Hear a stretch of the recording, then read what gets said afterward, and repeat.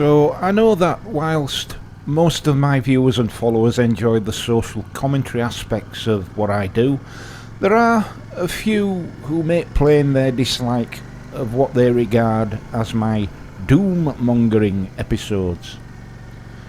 That's perfectly understandable. The world's a scary enough place without me counting our sorrows. But I can see what is coming to us, and my decades-honed copper's instincts, coupled with many years of working with establishment types and understanding how they think and what they are capable of, compels me to do what I can in my own modest way to focus attention right where our overlords don't want it. So many people say, yes, but what are you going to do about it, when I paint a picture of our decaying society? Well, this is what I'm doing about it, right here, right now. It's all I can do, but it has to be done, because the very last thing I want is for history to judge me as complicit in my silence. So for anybody who can't bear to hear the truth as I see it, then feel free to skip this one. Fair warning. Out and about on my little delivery job this morning, I was listening to the Today programme on Radio 4, which is the only BBC content I'm prepared to engage with these days. The lead story was the fact that today, Friday 15th August 2025, is VJ Day, marking 80 years since the surrender of Japan to the Allied forces in 1945, marking the end of World War II. As I've mentioned before, my old man served in World War II and was stationed with the Royal Air Force in the Far East, fighting to head off the expansionist ambitions of Imperial Japan in the region. He was a corporal engineer, and his job was to fix and maintain the Spitfires, Hurricanes, Mosquitoes, Wellingtons and other aircraft engaged in the airborne campaign. He had his fair share of being shot at and bombed, and had more than one occasion to return fire over a 5-year period of fighting for his life, for the lives of his comrades, and for the way of life of his country. It got me to thinking that most, if not all, wars are about expansionism, about the ambitions of a tiny few nutters determined to force their own ideologies on the rest of the world or significant parts of it. Hitler's and Hirohito's ambitions were certainly expansionist back then and resonate uneasily with the conflicts today in Ukraine and the Middle East, which are also clearly expansionist. Nutters all around, wanting to grab territory for themselves for no good reason other than to feed their lust for power and wealth. Unlike World War II, though, it seems to me now that there is an additional motive for military engagement over and above self-defence. Instead of a binary situation in which Allied forces and enemy forces are clearly demarcated, there has emerged a sinister third-party player in the deadly game of war: the arms industry itself. In our brave new world, governments and greedy, corrupt corporate bad actors are deeply enmeshed with one another in ways in which they seldom were back in the 1940s.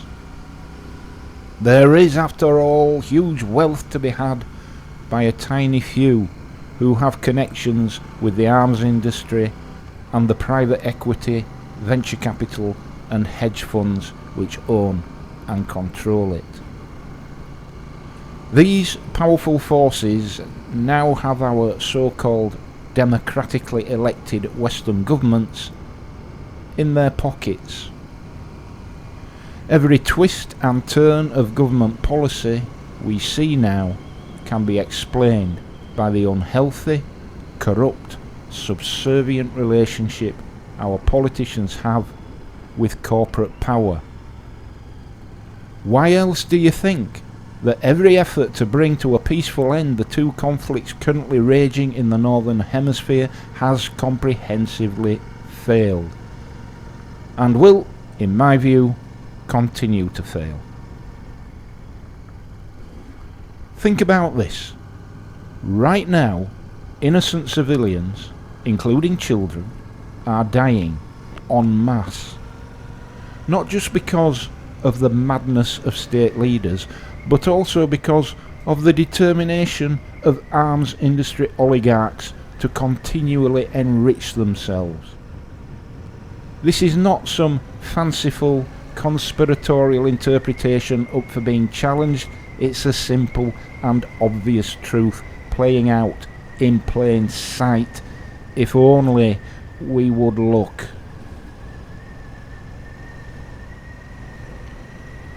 I've said many times now that inequality of wealth is at the root of just about all of our current societal ills.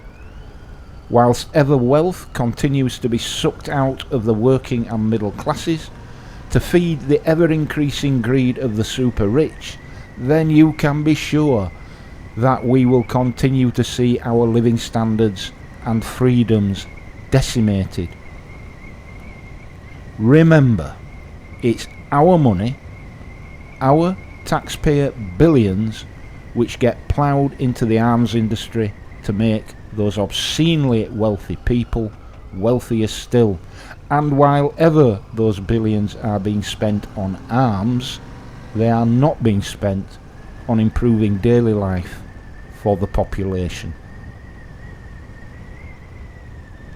I listened with increasing horror this morning to an interview with our hapless Defence Secretary, a man called John Healey, who was openly advocating as credible the United Kingdom going to war with Russia and or China. Seriously? What have you been smoking? I'll tell you now that this sort of rhetoric is just another attempt to create in the population an atmosphere of constant fear and anxiety, because that's exactly how you keep people down at heel and politically neutered. It's the equivalent of a dose of chloroform to the nation, to keep us from seeing and understanding the real truth. And that truth is a simple one. Governments and corporate elites are working cheek by jowl to enrich themselves and to impoverish us. To impoverish our wealth, impoverish our rights, impoverish our freedoms, impoverish our ambitions. Control us, shackle us, sedate us, deceive us, manipulate us, and ultimately divide us, so that whilst we fight amongst each other, they can continue to plunder. Can't you feel the heavy atmosphere of constant anxiety bearing down on you? I can, and I'm convinced more than ever that this climate of fear is nothing more than a deliberate strategy employed by governments to distract us from their malign actions in the corridors of power, their unholy alliances with the dark forces of extreme wealth and power. So let me engage my modest translation skills for you. Government statement. We must commit billions more of public money towards arming the nation in order to keep us safe in an increasingly unstable world. Translation: we must commit billions more of public money towards arming the nation because the arms industry has told us to. Now, I'm no white-feathered pacifist. I'm immensely supportive of our armed forces, proud of my country and firmly in favour of having a strong military. But this can all be achieved without lining the pockets of the oligarchs and their puppet politicians, and we can still have the resources necessary to resuscitate the lifeless corpse which is currently not so great Britain. So on VJ Day, I am left asking the same question. The same question I've been asking myself for many years. What were my father and his brothers in arms fighting for? Well, like I said, their own lives and the way of life of their country. Well, tragically, that second noble ambition has been slaughtered, sacrificed at the altar of a succession of inept and morally bankrupt governments, selling off state assets and lining the pockets of the rich and powerful with our money, and as a result leaving us with a hollowed out basket case country. Yes, I was out and about this morning in Bradford city centre, the city of my birth and that of my father and his father before him, and beyond into the depths of history. But I no longer recognise the place. A place once so familiar, both as a child holding his parents' hands during Saturday shopping in the 60s and 70s, and later in the office of constable, pounding its streets day and night, has now morphed into something grotesquely distorted and criminally neglected by a succession of disinterested, self-serving officials concerned only with their own personal ambitions. So yes, what was my father fighting for? What were all those brave men fighting for? What did they die for? Well, whatever it was, it died there with them on that field of battle. Whilst our societies and structures, our towns and cities, our hopes and dreams waste away before our eyes, young men and women are still dragged off to war to feed the egos and bank balances of the elites, the measure of whose riches is numbered by the innocent dead. I've said more than once, and I will say again and again, the emergence and endurance of conflict in this age is manufactured by the elites. Elites who, whether in government or the corporate establishment, have vested interests in creating distractions to keep our attention as far away as possible from what is actually happening. Remember, it's governments who declare war, not populations. People in countries across the world only want what we all want: a means to earn a living, a safe place to live, a comfortable life for ourselves and our children, and a state which can provide and maintain essential public services. All of these basic human aspirations are being relentlessly stripped away, and the aspiration strippers, the asset strippers, don't want us to see what they're up to. As every broken promise plays out before us in the coming years, as every tax hike is levied at the middle and working classes to pay for the corrupt activities of a privileged few, as food and energy prices climb ever further, as public services decline, as homes become ever more unaffordable for the young people of this, our country, you can count on this. More and more distractions will be manufactured so that we can no longer see the truth.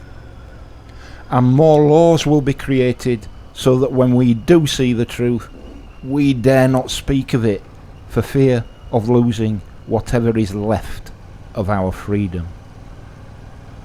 I say again, dare to blink and it will be here.